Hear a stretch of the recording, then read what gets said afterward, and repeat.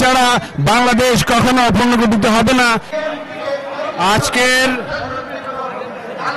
24-এর গণঅভ্যুত্থানে শহীদদের স্মরণে ঢাকা মহানগর দক্ষিণ কর্তৃক তারুণ্য সমাবেশ, এই সমাবেশে আমরা উপস্থিত হতে পেরে নিজেদেরকে গৌরবিত মনে করছি।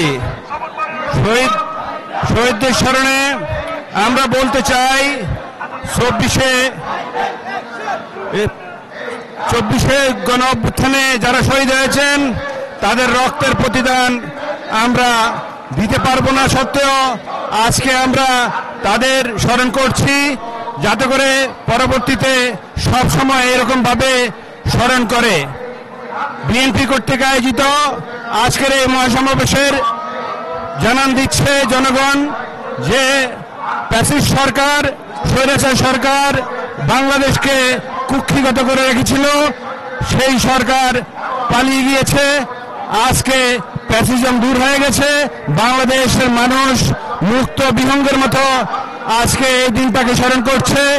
আগামী দিন আগামীর রাষ্ট্রনায়ক তারেক রহমান সাহেবের নেতৃত্বে এই বাংলাদেশ পুনর্গঠিত হবে, সংস্কার হবে, বাংলাদেশের আনাচে কানাচে সকল ন্যায় নীতি প্রতিষ্ঠা হবে, ইনশাআল্লাহ আমরা এটা আশাবাদী। আজকে যারা আমাদের সাথে সমাবেশে যোগ দিয়েছেন আমি সকলকে ধন্যবাদ জানাই। আজকের বিএনপি কর্তৃক আয়োজিত যিনি মহানগর দক্ষিণ সভাপতি জনাব রফিকুল ইসলাম মজনু সাহেবের নেতৃত্বে ঢাকা দক্ষিণের প্রাণ ফিরে পেয়েছে। আমরা এরকম সুদৃঢ় এবং দক্ষ নেতৃত্ব আগামী দিনে আরো চাই, যাতে করে বাংলাদেশ প্রতিষ্ঠার ক্ষেত্রে আমাদের আগামীর পথের পাথে হয়।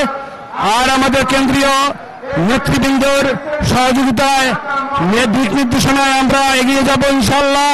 আমরা আমাদের যত ইচ্ছা আছে এখানে সমাবেশে ব্যক্ত করার মতো আমাদের সেই সুযোগ না থাকলেও আমাদের নেতৃবৃন্দ আপনাদেরকে প্রকাশ করবেন আগামীতে কিভাবে বাংলাদেশ চলবে, বাংলাদেশের কিভাবে নেতৃত্ব হবে।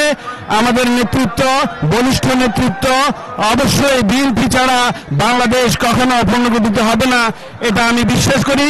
বিএনপি ছাড়া এই বাংলাদেশ অচল অবস্থায় বিগত 17 বছর চলেছিল।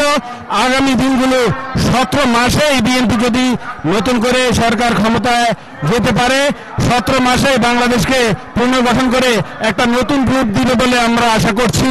আমাদের পক্ষ থেকে গুলিস্তান ইউনিট 20 নম্বর ওয়ার্ড শাহবাগ থানা কর্তৃক আমরা যে মিছিল নিয়ে এসেছি আপনাদেরকে আশ্বস্ত করছি আমরা সকলেই মিলে এই বাংলাদেশের আর্থিক এবং সামগ্রিকভাবে প্রতিষ্ঠা করার যত সহযোগিতা প্রয়োজন আমরা রাস্তায় থাকবো, রাজপথে থাকবো ইনশাআল্লাহ।